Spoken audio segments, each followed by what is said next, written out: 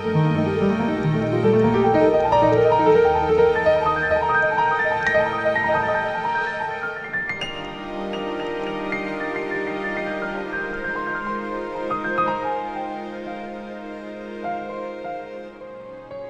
up, everyone? What's happening? Welcome to everyone. Welcome to everyone that's new. Who's new here?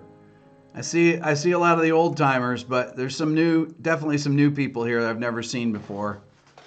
If you're new, say I'm new, or just say new. Good morning from Japan. Wow, is it morning in Japan? Looks like I just came back from a run. Do I look good? I got some new lights in here. I wish I came back from a run. New. Welcome to all the new people. I see some of you old schoolers. I see you, Andre. 2 takes. Oh man, a couple things to start off, as I do from time to time. Sale on my book, 25% off my Beato book and my YouTube transcription, 100-page YouTube transcription bundle. The code is CK, as in Charles Kenneth, 841, CK841. I'll put it here in the chat, CK841. That's also going to be the discount code, 35% off my 2 courses. My Advanced Harmonic Concepts and my Mastering Modes of the Major Scale. So they're all on sale for 1 day, for 24 hours. That's it. So, boom! Anyways, Nerd from Denmark, what's up? What's up, nerd? What's happening? So I want to talk about this ear training for production. This is really important because it kind of goes to the core of everything. Ear training is not just for people that are studying music at conservatories. Ear training goes far beyond being able to recognize intervals or be able to recognize chords. It's really about recognizing sounds. Now, some of those sounds are chords. Some of them are single lines. But production is really dependent on your ear being able to hear, either not just hear sounds, but recognizing when something sounds good and when recognizing when something sounds bad. And when somebody asks you what something is, being able to tell what it is from listening to it. Now, I've been doing these deconstructions of production things in addition to my other videos that I've done. And for those of you that didn't see my interview with Chris Potter, who's probably the most famous jazz saxophonist in the world right now, you should check out the interview I did. Even if you don't like jazz, you should like jazz, but you should check out Chris Potter and you should check out his music because he's amazing. He's probably about 8-9 years younger than I am, but he's on a lot of famous records. He toured with Pat Metheny and the Unity Band for a couple years. You should definitely check him out. I also did a video of an analysis of a solo by my dear friend Aiden Essen, who's the greatest improviser that I know. The greatest improviser I've ever heard, period. And I took a 20-bar section of one of Aiden's tunes, which is right here. It's called Behind the Light and Shade. And I went through and I talked about all the different things he's doing melodically. So it's kind of like what makes this solo great. It's a new series I have, The Art of Soloing, where I'm doing all different genres of music for that. So anyways, ear training. So I saw some comments. I just did a Rage Against the Machine video, and I saw comments on the first chord in the song.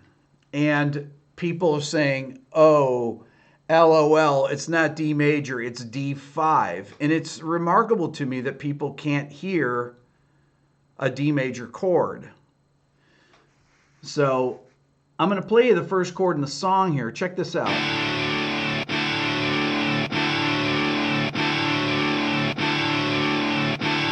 Now, can all of you hear that? You guys can hear that, right?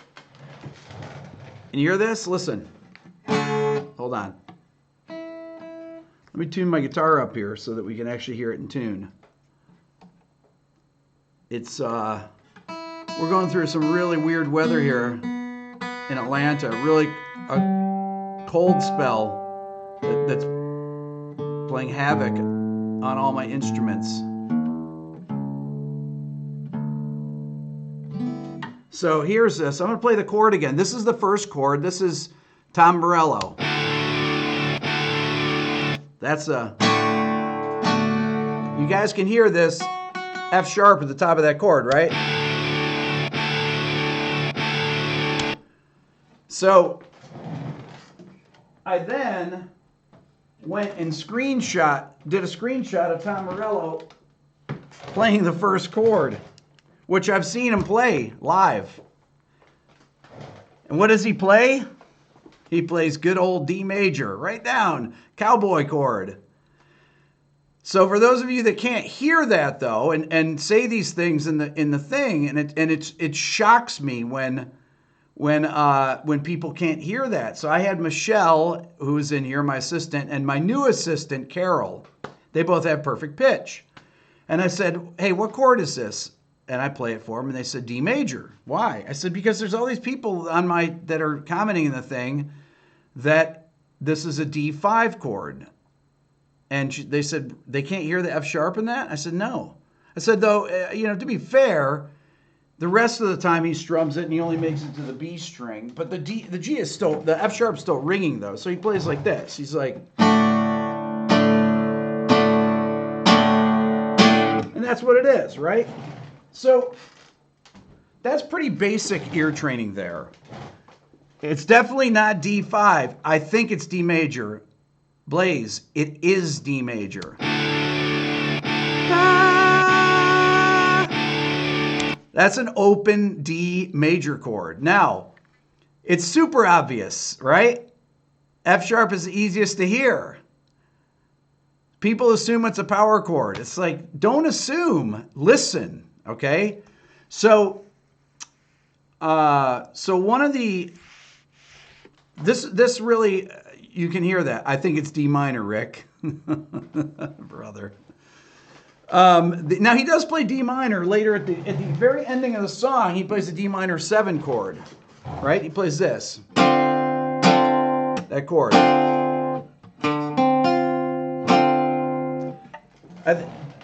Hassan says he thinks it's the effect. The effect should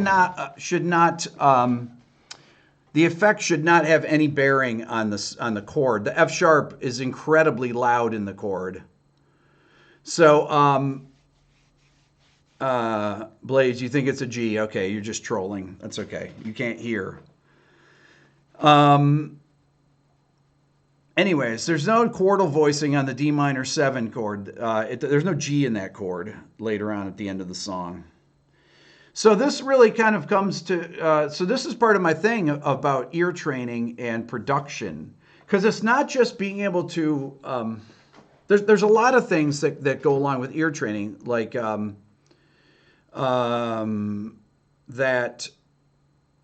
are related to EQ, for example. A bit harsh there, Rick. Who said that? Jaybird. Okay, I'm not gonna ban you right now. But I will. Anyways, so EQing, for example, knowing what. Maria asked, what is a D5? That's a great question. D5 is just fifths. So it'd be D, many times it's D-A or D-A-D. A lot of times they will, a lot of people, certain people, it really depends on your style of a player. Some people play, for power chords, will just play 2 notes. See that?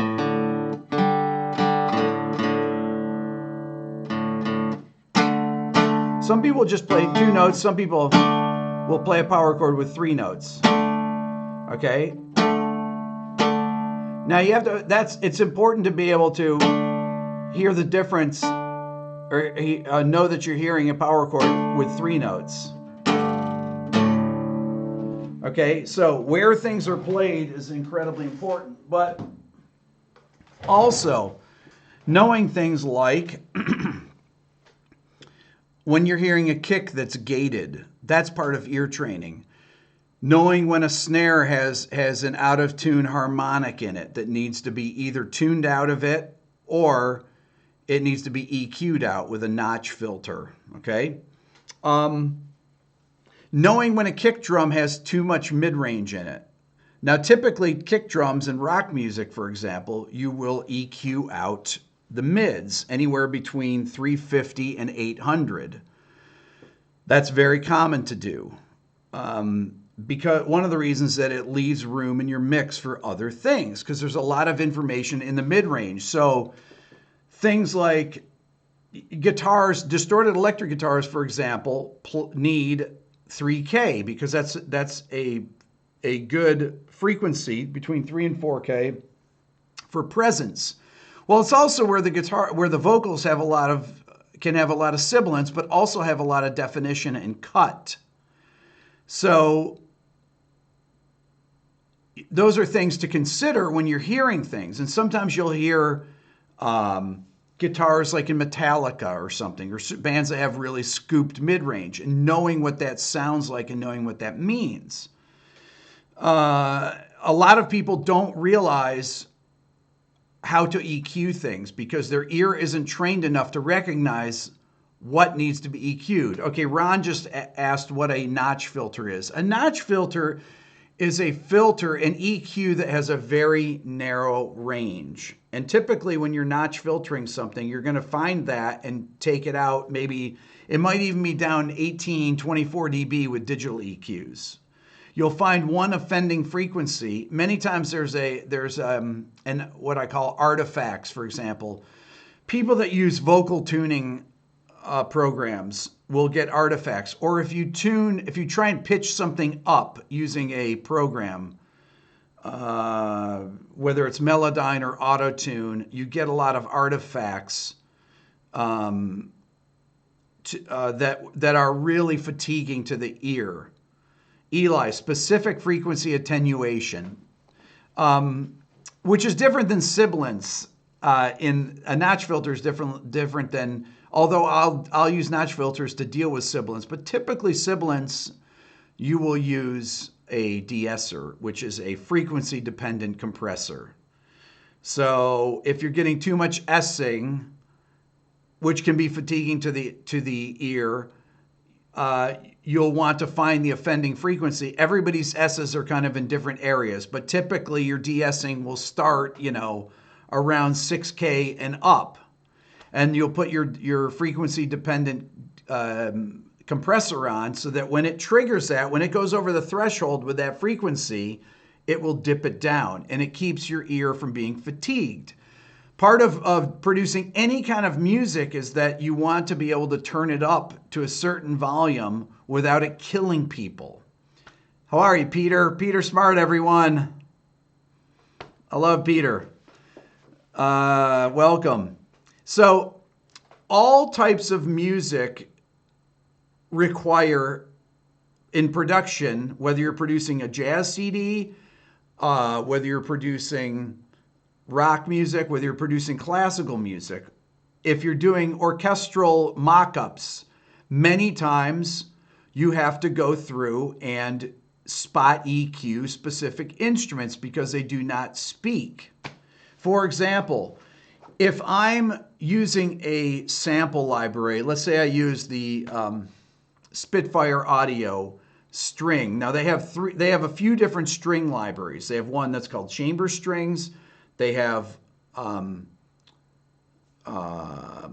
one that's part of their main symphonic pack, and then they have the Albion 1 and 2 have different sounds. Okay, so a lot of times when you take the same strings, even if you're going from if you take your violin section, right, and you start and violin through the violas, and you notice your violas don't really cut because they're in the middle of the orchestral section, and they don't really project because they all become this din of music, of mid-range.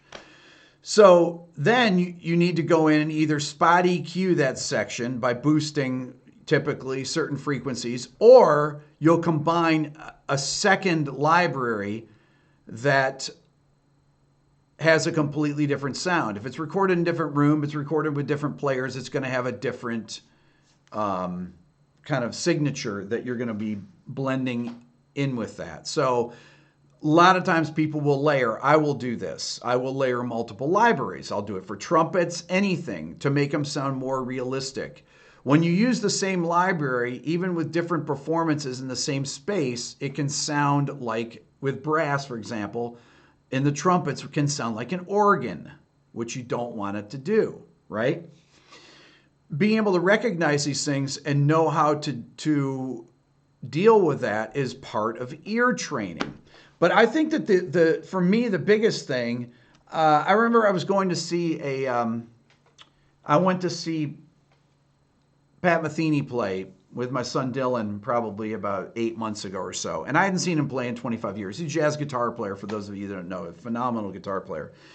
And his sound to me, compared to how his old sound was, the last time I saw him was in the late 80s or so, or maybe early 90s. He used to play at ES 175, an old Gibson, 1959. And he had a very thuddy sound, really great in the mid-range. He used multiple delays on it, which he still does, but he doesn't use the same kind of effects. But the mid-range of his guitar, when we heard him, and we heard him at Symphony Hall, it was very difficult to distinguish what he was playing. And I turned to my son Dylan, who has an amazing ear, and I said, Dylan, can you tell what chords he's playing there? Can you hear the inner notes? And he said, it's hard to hear. What's up, Wayne? Wayne Silver, everyone, my dear friend who has a studio in New York City. If you want to record in New York, go to Wayne's studio. That was a free plug there, Wayne. Good to see you. So Double K says he lost hearing on the extremes question. Typically people, as they age, that play music will have, I've talked about this a lot if you watch my channel, they have a thing called the 4K notch. And if you look at a hearing exam of somebody that's in their 40s, it'll typically be flat, and then around 4K there will be a massive dip. And that dip will be because the frequencies in that range, in the 4K range, are in every instrument. You start losing speech intelligibility there. Okay, so if you're a parent and you start saying, oh, my kids mumble all the time, it's probably because you are deficient in that frequency. So if you're a music producer, one of the things you have to realize is that you don't want to be boosting those frequencies that you've lost. Okay, because that's part of the problem, is that you have to realize that you've lost those things and make sure that you don't overcompensate for them. There's a very famous engineer producer that you guys would recognize, and I'm not going to name him, but I was at Blackbird Studio. He's a guy who'd been a friend of mine for years. And I was at Blackbird Studios up in Nashville doing a record probably about 5 years ago or so. And he was working with, wait, I'm going to interrupt that. Somebody said 4K dip explains why Eddie Van Halen's most recent records and pickups sound inferior to his old guitars. Exactly right. Old guys boost their high end. And when you hear Neil Schon, any of those guys that are of that era, the 70s, early 80s, they've lost all their mid-range there. And their amps keep getting brighter. They add more distortion because those more complex sound waves are easier for the ear to hear. If you want an instrument to stand out in a mix, because you can't quite hear it, put some distortion on it. That's what Chad Blake does. That's what all these great mixers do to make things stand out. A vocal, anything. If you add distortion to it, you will be able to hear it better in a mix, even if it's at low volume. So that's a little trick on that. BB Hammond is asking me about isolating the tracks. You can't isolate tracks with EQ, okay? I'm playing the tracks.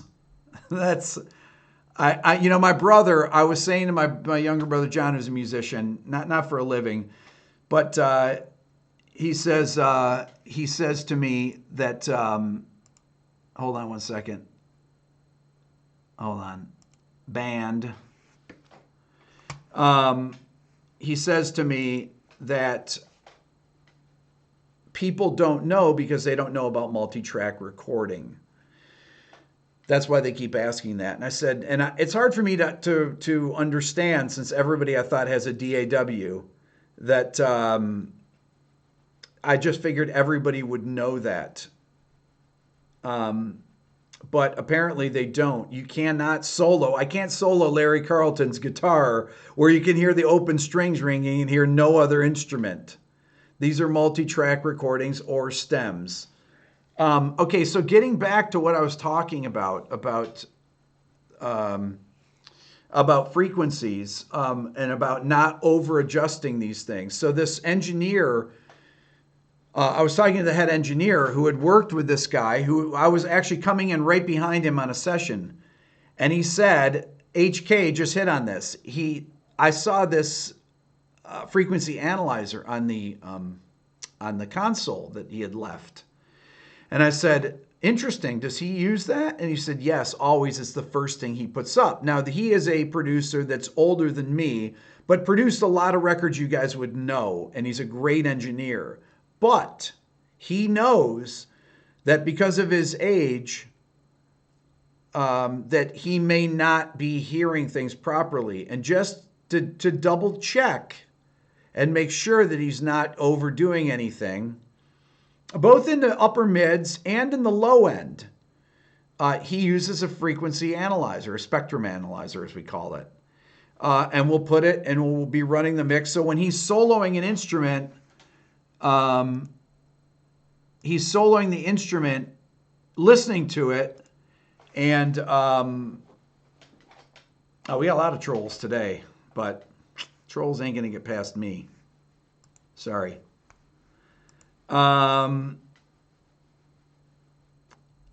Look like a window behind me. That is a window behind me. Those aren't mirrors. That's my control room. Can you check out Super Chat question? Is there a Super Chat question? Let me see here. Hold on. I see a Super Chat. How do I practice to hear those harmonics for the snare? That's a great question. One of the things is to record a lot of snare drums and learn how to tune them. By learning how to tune a snare, you learn what they should sound like. And then you start hearing what the overtones. Typically, there's two types of drummers that you work with, okay, in rock music. In jazz, it's a little different, but it's not that different because people hit rim shots in jazz as well. But there are rim shotters and there are center hitters. Center hitters typically are people that play indie rock, okay? If you're in the National or you're in, or Sebadoh from back in the late 80s or something. If you're an indie rock band, usually indie rockers will be center hitters, okay? Meaning they hit the center of the snare without a rim shot. If you're Dave Grohl or John Bonham, people like that, you will hear them hit rim shots almost all the time. Alex Van Halen, that's part of the sound. Is either if it's Pavement or if it's, Van Halen. I mean, Alex Van Halen hits rim shots every time. Now, when you hit a rim shot, it produces a lot of high frequency harmonics, okay? Overtones. Some of those overtones will be out of tune with the track, okay? And they need to be attenuated or notch filtered. So Peter, you just said, this is why when you watch TV, it sounds muffled, especially in speech. Exactly. So when, that's exactly right, is because you're deficient, as anybody is over 45, you start getting deficient in the 3 to 4K area. Because everything that you've listened to your whole life when you're playing guitar, everything are pushing those frequencies forward, okay? Even though the guitar, for example, the highest note on the piano, the high C, C8, is 4,186 cycles. So 4.1K. The problem is that the overtones to these are way higher than that. Okay, that's just the fundamental. But distorted guitars, anything like that, cymbals, all these things will have these frequencies in them. Speech. So when you get older and your kids sound like they're mumbling, or the TV sounds like it's you can't distinguish what the intelligibility of speech is 4186.01 double K, exactly. There you go. See, I didn't forget. Now, those specific frequencies, not only when you're deficient in hearing them, you will also, when they're not present enough, you don't have enough presence. It doesn't matter how old you are, because the best mixers, most of them are in their 50s and 60s, okay? Andy Wallace, who mixed Rage Against the Machine, I put his picture in the video, the latest video, and he's one of my favorite mixers. Andy Wallace is in his 70s. He did everything from Nirvana Nevermind, Rage Against the Machine's first two records. He did System of a Down. He did the first two Linkin Park records, Helmet, every heavy rock band in the 90s and the early 2000s, Avenged Sevenfold, up until recently. And he's 70. So there's no way Andy Wallace can hear those frequencies, but he knows how to compensate, because the more you train your ear, the more you can actually train your brain to hear those frequencies that you're deficient in. So old timers should not have any problem with this stuff. And the reason that they can still mix, even if they're deficient, is because their brains can hear through these things, okay?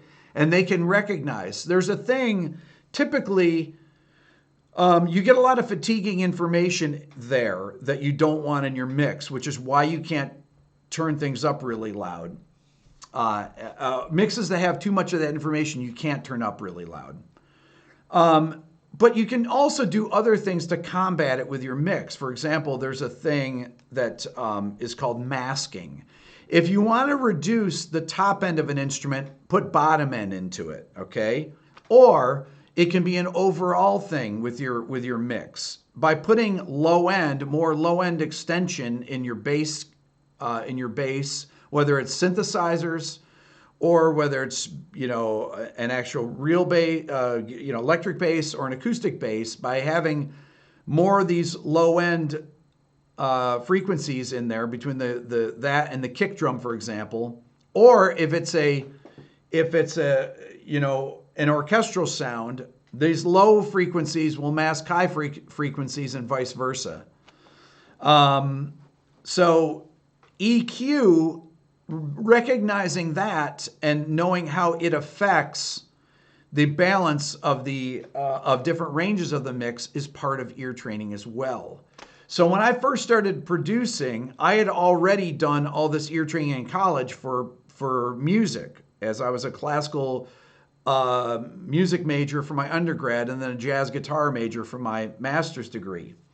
By the way, before we go any further, discount on my book, the Beato book, CK841, 25% off that, and my 100-page YouTube transcription book. Also for my two courses, 35% discount with the same thing, CK, Charles Kenneth there's CK841. That's how I make my living, actually, because I don't make money, especially now that I do everything that gets demonetized because I don't own it. Or Miguel just said, or add a bassoon. There you go. Masking happens in orchestral music as well, which is why orchestration is so important. Okay? The balance of things affects how you hear them. That's why people that are experienced orchestrators know how to double things to make them more present. Okay, somebody said, is there a way to fight weakening ears during aging? Yes, wear earplugs when you go to play gigs, and don't kill yourself with volume, You should be able to hear well into... My mom My dad could hear fine. He'd passed away at 85, and his hearing was he still had great hearing. He listened to music, no problem with his hearing at 85. So there's no reason you can't have your hearing to 100. I know people that I had two aunts that lived to 100 and they could still hear. Their hearing wasn't, they didn't have the hearing of an 18-year-old, but they could still hear. And they didn't wear hearing aids. Can't I live from royalties from records I produced? Nobody buys records anymore. So so no. Um, um, let's see. Certain drugs or medicines hurt your hearing. Yes, I mean there are things that do affect your hearing. I've talked about them, like antibiotics, things like that. But I don't want to you'll hear people talk about that. Any type of things like aspirin, anything that will make your ears ring. A lot of things like Advil, things like that are affect your hearing. I don't use headphones personally, and unless I'm doing a Skype thing or doing an acoustic guitar track. So how do I split my tracks and what makes a song great? I don't. The Beato track, what is it? The Beato track, wait a minute, hold on. Wait, did somebody just say something here? Hold on. There. Don't talk like that, does it sound? What is that?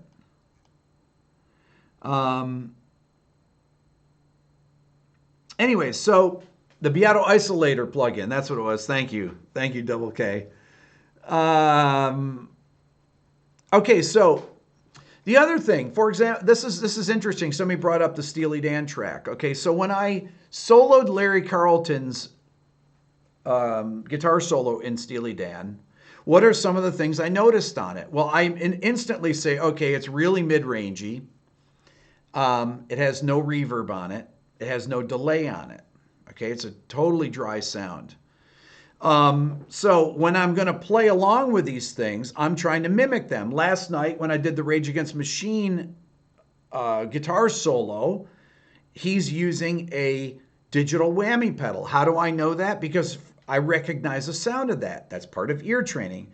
Plus I saw Rage Against the Machine play a bunch of times, which is why I know he plays a D chord at the beginning of the song, because he plays it right down here. Boom. Anyways, the one thing about it, though, is that you have to be able to recognize he's using the 2 octave up function on it. So a Digitech Digital Whammy has 1 octave up, 2 octaves up, 1 octave down, 2 octaves down, and then goes through a bunch of different interval combinations, fourths, fifths, things like that. There's a U2 song called Even Better Than the Real Thing that Edge uses a digital whammy. Bum, bum, wow, wow, bum, bum, wow, wow. You'll hear it in Radiohead. A lot of the guys in the early 90s used digital whammy pedals because it was one of the few effects that they had that was you were able to manipulate the pitch like that as a guitarist it was really interesting to do. And I remember when I bought my digital whammy pedal back then, I got that for that reason. And I remember I would go and use it on jazz gigs, and I would play 1 octave down and blend it in with the guitar, and it would make, when you play bebop with it, it sounded incredible. It just made you really want to play. So I loved it, and I used it for that. I would double it. Okay. Do I ever transcribe classical music like entire symphonies? Well, entire symphonies, if there's the music for it, there's no need to do that. But I do a lot of film scoring analysis on my channel here, and and I have to transcribe the things by ear, which is another thing that you need to be able to do if you want to be successful in the music business. You can't get scores to a lot of these things. So because of that, the trolls are all coming out today with their third grade jokes. Uh, anyways, can John Williams do that? Of course he can. John Williams could do anything. What's up, Ron? Of course, John Williams can do that. Any of these composers can do that. They can train themselves. They can hear those. They can hear those things. What's up, Jeff? Jeff Schneider, the man. Is Dylan able to identify frequencies as well as notes and chords? Could he listen to a money mix and say he could cut at 320? You know, he can frequencies that he remembers the numbers of. I mean, you know, he can recognize all the different. He can recognize all the different ranges in the videos that I have where he's writing the notes out in the correct octave. So he knows what octave they're in. He would have to memorize what the frequencies are. What's up, Nare? He would have to memorize what the frequencies were and say, oh, C, middle C is 261 or whatever it is, or the, you know, C8 is 41.86. Now, those things are extremely important in music production. You don't necessarily find it's more in acoustic music production and things where if you're doing pop music production that uses a lot of low-end synthesis, where you have a lot of masking going on, that you need to really understand these things. Did I block you, Mike? I blocked you. I put you in a 300-second timeout. How do you like that? Anyways, so being able to recognize those things is really, really crucial to mixing. I talked about it in the Rage Against the Machine thing about the gated kick drum that Andy Wallace uses. And one of the reasons that Andy Wallace gates the kick drum is to control the leakage on the back end of it. He also gates the snare drum to record he also gates the snare drum to help with the leakage of the hi-hat. Now, these are all things that you learn from hearing it. Okay, you say, okay, if you're in a dense mix and you're mixing a rock band and there's a lot of cymbal wash in it. You'll get this in any kind of music, honestly. If you have a drummer, if you're playing jazz or fusion and the guys are hitting the cymbals really hard, you're going to have a lot of wash in your mics if you have close mics, if it's more of a modern session. Okay? In the old days, when you're just using room mics, you wouldn't have these things. You wouldn't have to deal with that. A lot of the times you'd just be dealing with phasing issues and you do basic broad EQs. That's why a lot of the old equalizers on EMI consoles would have a top end, bottom end, things like that. And then you get into when you start getting into the Neve consoles of the early 70s with the 1073s, 1084s, all those kind of EQs, then you start getting more specific EQs on them because people started to use them. They use them for mixing. They would use them for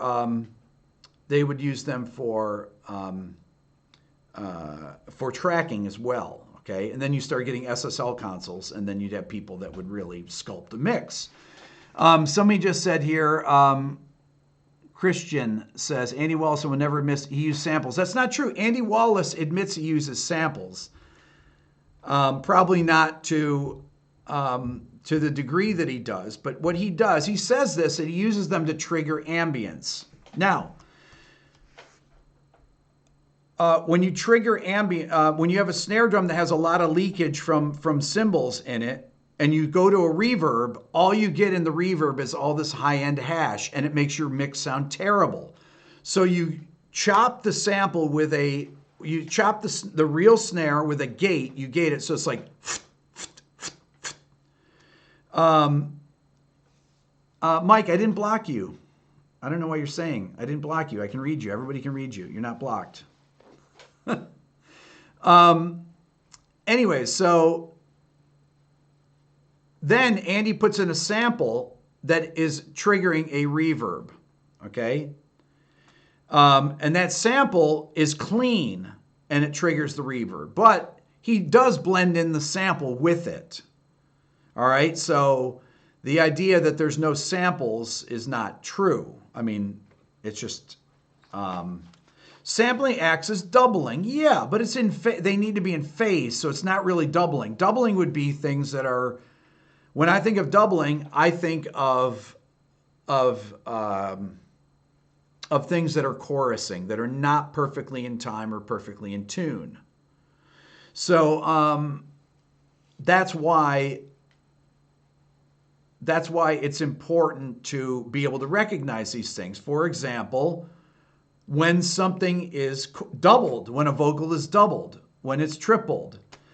Peter says Joe Pass on Virtuoso sounds better than Intercontinental. What could that be? Okay, so this is interesting. So Peter Smart is asking me about Joe Pass Virtuoso, which I think, Peter, is his best sounding record.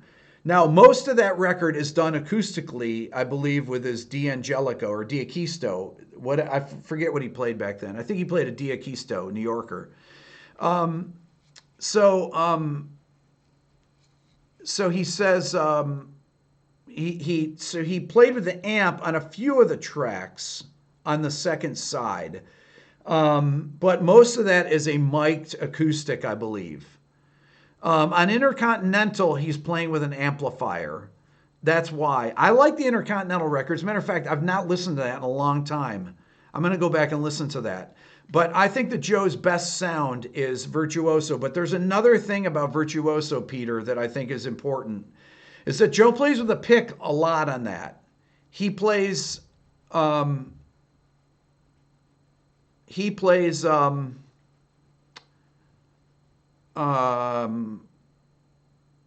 chord melodies with pick and fingers.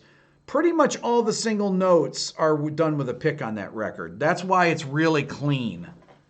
And there was I think that there was a transition in Joe's playing where it didn't, where he was not, where he was kind of making that transition and his sound was not really, I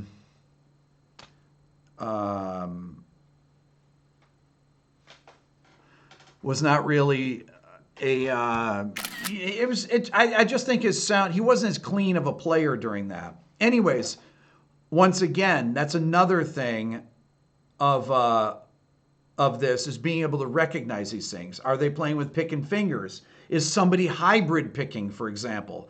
You should be able to know, well, that's not possible very few people except Steve Morris could do alternate picking with really big string skipping, but he's one of the very few people. Most of the people are hybrid picking, where they're holding the pick with these two fingers and they're picking with the other fingers, okay? Some of the things that are absolutely impossible to play with, things with really wide intervals, are impossible to play without, by alternate picking, for example. Even with economy picking, where you're doing sweep picking on downstrokes or upstrokes like that. Anyway, so this is a really, really important topic, ear training for production, that I'm going to talk more about in the future. But there's a lot of different,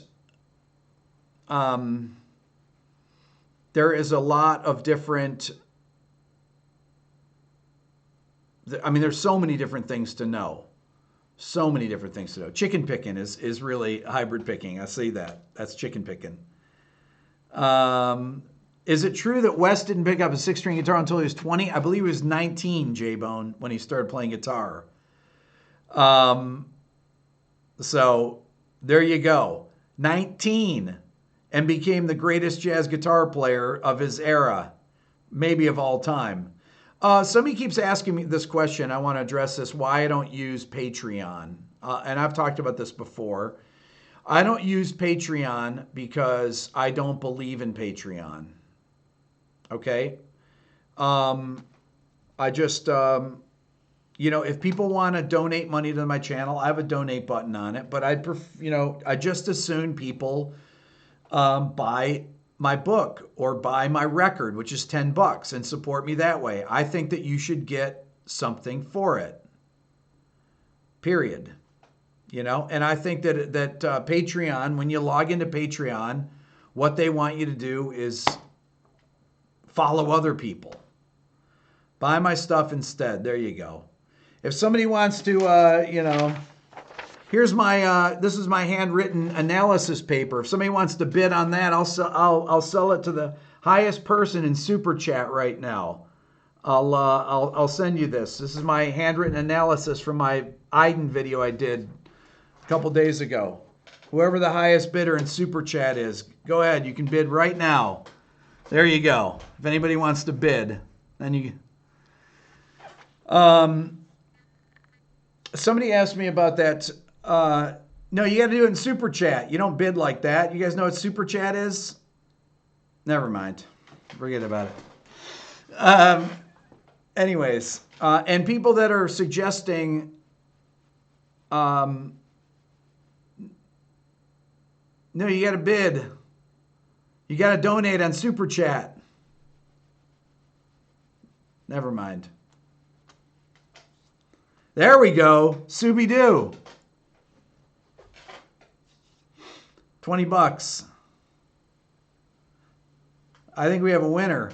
Nerd from Denmark, 10K. I don't know how much that is. It's got to be in USD or translated into it. I see $20.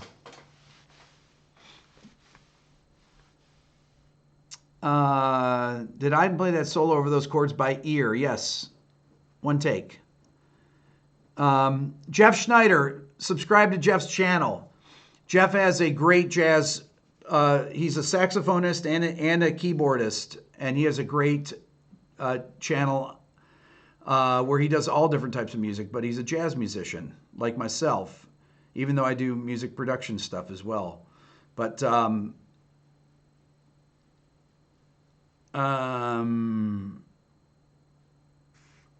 what is this? What are you saying, Steve?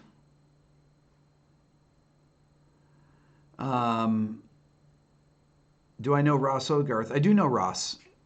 Ross is a really great guy. He's a great engineer, and he's really he's done a lot of great records. Looks like Scooby-Doo's going to win this. Anyways, all right, I'm good here for today. Do I know Adam Neely? I've done 2 videos with Adam Neely. Uh-oh, trolls. Drew, I don't know which one is I don't know what that equates to. Is that higher than $25? I don't know. Martin, you quoted 50. You got to do it in Super Chat. You know what Super Chat is? Someone from North Korea just paid me.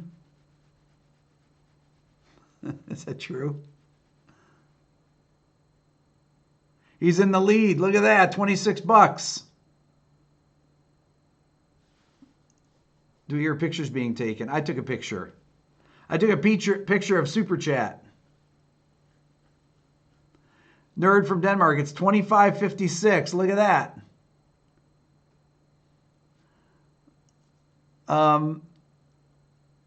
Francis, thank you.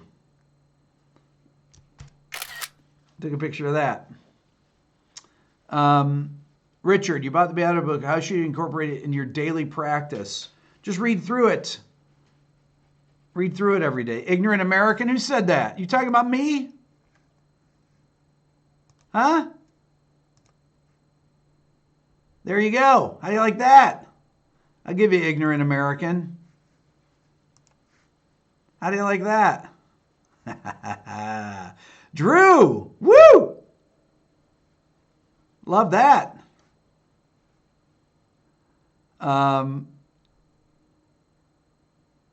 55 for a piece of paper. What do you mean a piece of paper? Piece of paper with my handwriting on it. I'm going to sign it too. Adam Neely, I was saying before that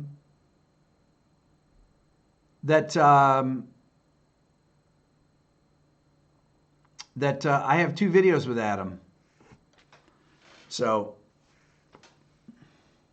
your mixes are muddy. Adam just said, another Adam says that your mixes are muddy. So take some low end out of them. figure out where they're muddy, isolate those frequencies, and reduce them.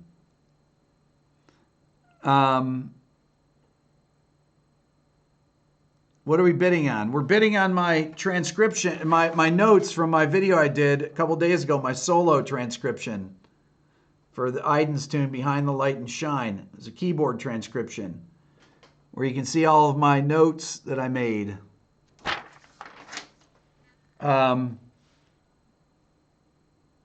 Complainers, Tom, I see.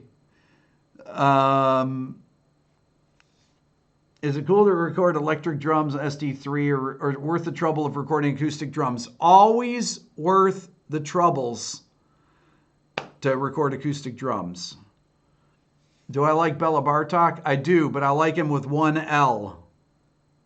Can I do some videos? Yes. I want to do a video of music with strings, percussion, and celeste. Opinions on free form jazz. If it's great, I love it. Ornette Coleman, great. Don Cherry, anybody that Ornette played with. Dewey Redman, Charlie Hayden, they're the best. John Coltrane, you name it. Okay, I'm cool here. So I'm not sure who won the super chat here. I guess I'm gonna have to figure that out. I'll have to look it up here. I think we're good for today. Oh, discount code for my book, CK841, 25% off, and for my 2 courses, 35% off, same code.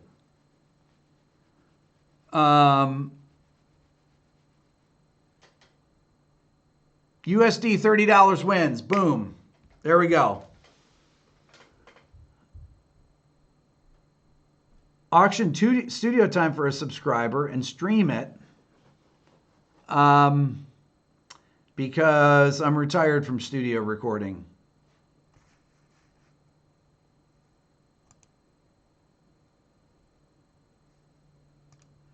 Anthony, I'll just keep banning you. It doesn't matter. You can keep setting up new accounts and I'll ban you. I'll ban you every time. You don't bother me, man. Carol was very cool, by the way, my new assistant. And I will be doing a tool video for all of you that keep asking. All right, I'm good for today. Thank you. Drew paid $55, is that right? Okay, I'll go look it up here after. And whoever did it, you got to send it to my email, rickbeato1@gmail.com. Send me your address, I'll send it to you. You guys are awesome.